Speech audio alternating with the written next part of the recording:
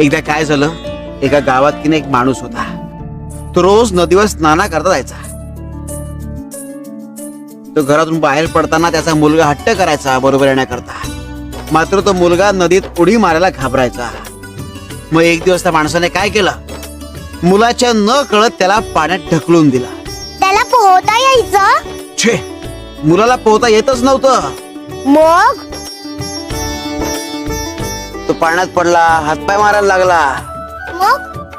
मग आता तो मुलगा बुडणार. त्या क्षणी त्या वडिलांनी त्याला बाहेर काढला.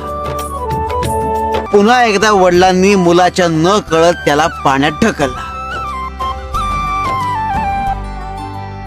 आता आम्हाला सांग, ह्या वेळी मुलाने किती वेळ तग धरला असेल?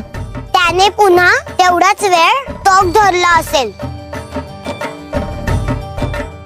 त्याने मागच्या वेळेपेक्षा 10 पट जास्त वेळ तग धरला. हे कसं शक्य आहे? कारण त्याला विश्वास होता की तो बुडायला लागला तर त्याचे वडील त्याला बाहेर काढतील. तेव्हा काही झालं तरी हार मानायची नाही.